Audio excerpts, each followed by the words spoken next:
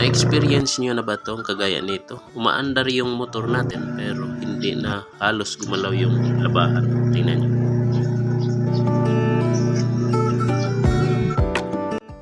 Ito lang yung gagawin natin para bumalik sa dati or normal yung pag-ikot niya.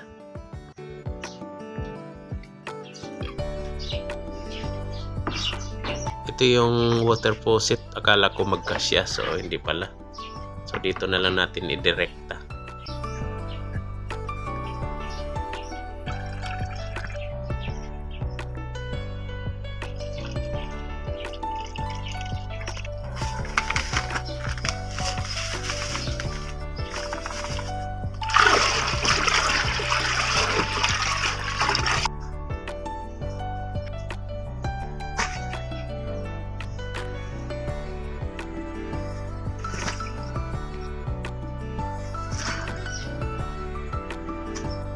Araw ng Sunday ngayon, so tutulong tayo sa paglalaba. At the same time, habang naglalaba, sabayan na rin natin ang pag-repair kasi sira pala itong washing natin.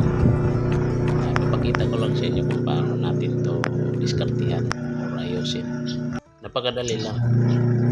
Ito, kagaya nito, kagaya ng sinabi ko kanina, halos hindi na siya gumagalaw yung labahan natin, pero naka-under yung motor natin nga lang, ayaw na siya umikot yun. So makita ko sa inyo kung paano natin ito ayusin. Napakadali lang.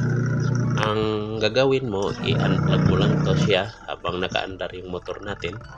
Huwag mong patayin dito sa kanyang knob, hayaan mo lang yung kusang magbalik noon sa off. Ang purpose noon para hindi masira yung knob natin. So, dito na tayo sa kanyang motor. Diretso tayo agad sa kanyang problema. Tanggalin lang natin yung belt. Kasi 100% sa belt to eh. Madali lang pagtanggal. Para ka lang nag-imas ng kung ano-ano. Ayan o. Nakikita naman natin sobrang nipis na. So, maliit na siya. Ayaw na maka-kuhan sa ating ano. So, replacean natin to. Medyo malaki na yung nire-replace natin. So sa pagkabit nito, napakadali lang, para ka lang nagkabit ng ano sa bike, yung kadena sa bike. So parang ganun lang yung pagkabit, napakadali. So no need na mag ano. Tingnan natin kung okay na ba yung ikot ng washing.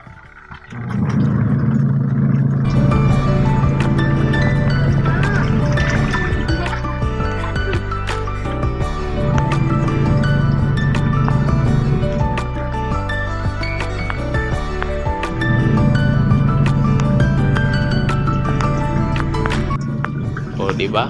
Napakadali lang. Ganun lang yung gagawin nyo pag mahina na yung ikot. Depende sa sira. Pero pag ganito kasing klase, yung mandar yung motor, belt na yun.